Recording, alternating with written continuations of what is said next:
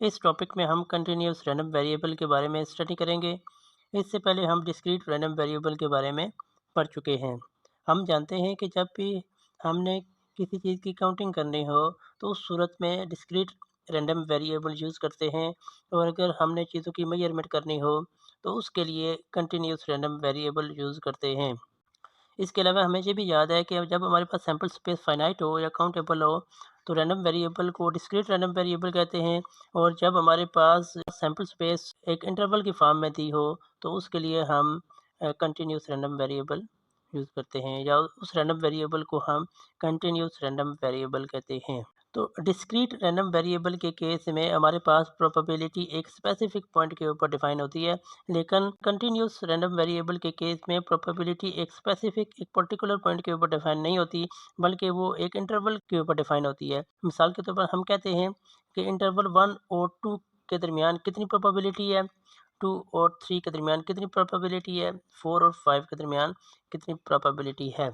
हम इस तरीके से कंटिन्यूस रैंडम वेरिएबल के केस में प्रोबेबिलिटी को डिफाइन करते हैं। अब हम एक एग्जांपल की मदद से कंटिन्यूस रैंडम वेरिएबल को समझते हैं। इस एग्जांपल में हम स्टूडेंट की हाइट को मेजर कर रहे हैं, और हम ये जानते हैं कि जब किसी स्टूडेंट की हाइट को मेजर किया जाता है तो उस सूरत में जिस इंस्ट्रूमेंट की मदद से हम हाइट फाइंड कर रहे हैं, मेजर कर रहे हैं, ये उसकी एक्यूरेसी पे डिपेंड करता है, प्रिसीजन पे डिपेंड करता है कि वो हाइट कितनी एक्यूरेट देता है। तो इसलिए लिखा हुआ है it depends on the refinement of that measuring instrument, कि उसकी जो एक्यूरेसी है हाइट की, वो इंस्ट्रूमेंट के ऊपर डिपेंड करती है। सपोज करते हैं, हम ये कहते हैं कि किसी पर्सन की हाइट 5 फीट 4 इंचेस है, या दूसरे अल्फाज में 64 इंचेस है। तो रियलिटी में ये एग्जैक्ट 64 इंचेस नहीं होती, बल्कि ये किसी एक इंटरवल में होती है। जैसे हो सकता है कि 63.5 इंचेस या 64.5 इंचेस के दरमियान हो। पॉइंट्स वाली जो मेजरमेंट होती है मामूली सी ज़्यादा भी हो सकती है, मामूली कम भी हो सकती है, जिसको हम इग्नोर करते हैं। तो एग्जैक्ट या एक्यूरेट मेजरमेंट जो है वो ज़रूरी नहीं है कि 64 इंच होगी, बल्कि रियलिटी में वो एक इंटरवल के दरमियान लाई कर रही होती है। तो उसके लिए हमारे पास मज़ीद एक अच्छी प्रिसीजन वाला अगर मेजरमेंट इंस्ट्रूमेंट हो तो उस सूरत में हम मज़ीद एक्यूरेट मेजरमेंट कर सकते हैं। बसूरत दीगर मीटर की मदद से हम इतनी एक्यूरेट मेजरमेंट नहीं कर सकते। अब अगर हम एक मज़ीद रिफाइंड इंस्ट्रूमेंट यूज़ करते हैं मेजरमेंट के लिए, जो इस वाले इंस्ट्रूमेंट से अच्छी मेजरमेंट करता है, और उससे जब हम मेजरमेंट करते हैं तो उसकी जो हाइट है वो 64.2 आती है, तो इसका ये मतलब नहीं है कि ये बिल्कुल 100% एक्यूरेट है। ये मेजरमेंट 64.15 और 64.25 के दरमियान ही लाई करती है। तो इसका मतलब ये है कि उसकी हाइट इस पॉइंट और इस पॉइंट के दरमियान कहीं पे है। हम पहले बता चुके हैं कि कोई भी मेजरमेंट बिल्कुल 100% एक्यूरेट रिजल्ट नहीं देता। ये उस मेजरिंग इंस्ट्रूमेंट की रिफाइनमेंट के ऊपर डिपेंड करता है, ये उसकी प्रिसीजन कितनी है। इसी तरीके से अब देखें कि जब हम उसकी हाइट को एक्सप्लेन करेंगे, बयान करेंगे, बताएंगे, तो हम ये कहेंगे कि उसकी हाइट इस इंटरवल में लाई कर रही है, यानी कि 64.16 भी हो सकती है, 64.17 भी हो सकती है, 64.24 भी हो सकती है, जिसकी राउंडिंग करके हमने क्या किया, 64.2 कह दिया। और ये तमाम चीज़ें जो हम यहाँ पे मज़ीद यानी कि एक एक्यूरेट मेजरमेंट की 64 पॉइंट, यानी कि पहले तो 64 इंचेस कह रहे थे, लेकिन बाद में जब हमने एक रिफाइंड इंस्ट्रूमेंट यूज़ किया तो हमारे पास मेजरमेंट आई 64.2। हो सकता है कि हम इसके बाद एक मज़ीद रिफाइंड इंस्ट्रूमेंट यूज़ करें तो उसकी जो मेजरमेंट आए हमारे पास 64.17 आए। मेजरमेंट की एक्यूरेसी है ये टीयरिंग इंस्ट्रूमेंट के ऊपर डिपेंड कर रही है, वो कितनी प्रिसीजन में इंस्ट्रूमेंट जो है मेजर कर रहा है। तो थ्योरेटिकली जब हम देखते हैं तो हर एक डेसिमल पॉइंट के पीछे बहुत ज़्यादा तादाद में डेसिमल प्लेसेस होती हैं। ये हमने इनको राउंडिंग ऑफ की होती है, और एक जितनी हमें अगर 2 में चाहिए तो हम यहाँ पे 2 लगाते हैं, अगर हमें 1 चाहिए तो यहाँ पे हम 1 लगाते हैं, अगर हमें 3 चाहिए तो यहाँ पे भी कोई एक डिजिट होगा जिसको राउंड किया हुआ है। तो यही एक बेसिक कंसेप्ट है कि वेरिएबल कोई भी वैल्यू एज्यूम कर सकते हैं। जिस तरीके से हमने डिस्क्रीट रैंडम वेरिएबल के केस में क्युमुलेटिव डिस्ट्रीब्यूशन फंक्शन हमने डिफ़ाइन किया था, CDF डिफ़ाइन किया था। अब इसी तरीके से हम कंटिन्यूस रैंडम वेरिएबल के लिए भी क्युमुलेटिव डिस्ट्रीब्यूशन फंक्शन डिफ़ाइन करेंगे, जो कि इस जिसका अलजेब्रिक एक्सप्रेशन यहाँ पे दिया हुआ है। F X of X is equal to minus infinity to X F X T D T. हमें जो भी फंक्शन दिया होगा, प्रोबेबिलिटी डेंसिटी फंक्शन जहाँ पे जो भी दिया होगा, हम उसकी इंटीग्रेशन करेंगे और उसमें जो लिमिट पुट कर देंगे। इसके बाद जो जवाब हमारे पास आएगा वो हमारे पास सी टी एफ होगा, कंटिन्यूस रैंडम वेरिएबल का। Cumulative distribution function continuous random variable के लिए यहाँ पे दिया गया है, जिसमें एफ एक्स ऑफ टी को हम प्रोबेबिलिटी डेंसिटी फंक्शन कहते हैं।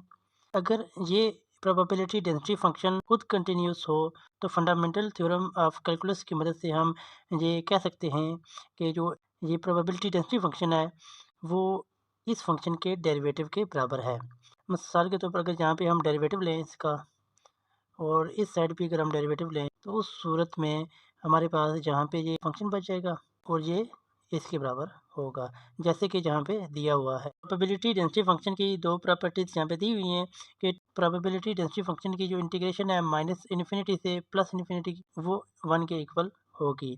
मतलब ये कि total area under the curve of this function will be equal to 1। और दूसरे नंबर पे ये है कि probability density function non negative होगा, यानी कि ये नेगेटिव नहीं होगा, 0 से इसकी वैल्यू बड़ी होगी। पिछली स्लाइड में हम देख चुके हैं कि प्रोबेबिलिटी डेंसिटी फंक्शन की जो इंटीग्रेशन माइनस इन्फिनिटी से प्लस इन्फिनिटी 1 के बराबर होती है। अगर हमारे पास फंक्शन कंटिन्यूस हो तो उस सूरत में इस फंक्शन की जो कर्व है उसके अंडर जो एरिया होगा वो प्रोबेबिलिटी के बराबर होता है। इस फंक्शन की कर्व के अंडर जो एरिया होगा वो प्रोबेबिलिटी के बराबर होगा। हम जानते हैं कि अगर किसी फंक्शन के कर्व के अंडर एरिया फाइंड करना हो तो हम उस फंक्शन की इंटीग्रेशन फाइंड करते हैं। अगर इस केस में भी हम प्रोबेबिलिटीज फाइंड करना चाहते हैं तो इस फंक्शन की इंटीग्रेशन फाइंड करनी पड़ेगी। जब हम इस फंक्शन की इंटीग्रेशन फाइंड करेंगे तो हम प्रोबेबिलिटी फाइंड कर लेंगे। हमने अभी डिस्कस किया कि इस फंक्शन की कर्व के अंदर जो एरिया होता है वो प्रोबेबिलिटी के बराबर होता है। तो पॉइंट ए और बी के दरमियान हमारे पास ये फंक्शन है, उसकी कर्व के अंडर जो एरिया होगा वो हमें प्रोबेबिलिटी देगा पॉइंट ए और बी के दरमियान की। जब हम इस फंक्शन की इंटीग्रेशन करते हैं तो हमारे पास ये फंक्शन आता है और लिमिट आती है ए से बी, और जब ये लिमिट्स पुट करते हैं तो ये हमारे पास राइट साइड में वैल्यू आ जाएगी। इस एग्जांपल में हम 0 और 1 के दरमियान में कोई नंबर रैंडमली सिलेक्ट करते हैं और इसका CDF क्यूमुलेटिव डिस्ट्रीब्यूशन फंक्शन इसके बराबर है। और हम जानते हैं कि इस फंक्शन का जो प्रोबेबिलिटी डेंसिटी फंक्शन है वो हम किस तरीके से फाइंड करते हैं। अगर हम इसी फंक्शन का डेरिवेटिव लें तो वो हमारे पास प्रोबेबिलिटी डेंसिटी फंक्शन के बराबर होता है। और इसमें हम x की जो वैल्यूज़ ले रहे हैं, जो नंबर हम सिलेक्ट कर रहे हैं वो 0 और 1 के दरमियान है। तो इसका मतलब ये हुआ कि 0 और 1 के बीच अगर हम कोई वैल्यू लेते हैं तो उसका प्रोबेबिलिटी डेंसिटी फंक्शन 1 के बराबर होगा। और इन दो नंबर के अलावा अगर हम कहीं और किसी और इंटरवल में वैल्यू ले रहे हैं तो वो 0 के बराबर होगा। इस एग्जाम्पल को एक डायग्राम की मदद से दिखाया गया है। ये डायग्राम शो करती है कि अगर x की वैल्यू हम 0 और 1 के बीच में कोई भी वैल्यू लेते हैं तो उसकी जो हाइट है वो 1 के बराबर होगी। ये 1 के इक्वल क्यों आ रही है? कैसे इक्वल के 1 आ रही है? ये हम यहाँ पे डिस्कस करते हैं। हम जानते हैं कि किसी भी फंक्शन की कर्व के अंदर जो एरिया होता है वो उस फंक्शन की इंटीग्रेशन के बराबर होता है। यहाँ पे जो x दिया हुआ है ये प्रोबेबिलिटी डेंसिटी फंक्शन है और ये किसके बराबर है? अगर हम वैल्यू 0 और 1 के दरमियान लेते हैं तो ये 1 के बराबर है। और डायग्राम में भी देखें ये 0 और 1 के बीच में वैल्यू ले रहे हैं तो f ऑफ x की वैल्यू 1 के इक्वल है। और जब हम ये वैल्यू f ऑफ x की इसमें पुट करते हैं, 1 पुट करते हैं और लिमिट हम देख रहे हैं कि 0 और 1 के बीच में आया, 0 से लेकर 1 तक है, तो ये रिलेशन हमारे पास बनेगा area is equal to limit 0 से 1 हो जाएगी और एफ ऑफ एक्स की जगह 1 पुट करेंगे और इंटीग्रेशन करेंगे तो एक्स आएगा, लिमिट पुट करेंगे जवाब 1 आ जाएगा। इसका मतलब ये है कि 0 और 1 के बीच में हम कोई भी वैल्यू लेते हैं तो उस सूरत में इस डायग्राम की जो हाइट है वो 1 के इक्वल आएगी। अब देखें कि 0 और 1 के बीच में इसकी जो हाइट है हर पॉइंट पे 1 1 1 1 आ रही है, इसलिए ये क्या है, एक कांस्टेंट है और कांस्टेंट को हम कहते हैं यूनिफॉर्म डिस्ट्रीब्यूशन। क्योंकि ये कांस्टेंट है इसलिए हम इस डिस्ट्रीब्यूशन को यूनिफॉर्म डिस्ट्रीब्यूशन कहते हैं, और क्योंकि इसकी शेप एक रेक्टेंगल की तरह की है तो इसलिए हम इसको रेक्टेंगुलर डिस्ट्रीब्यूशन भी कहते हैं।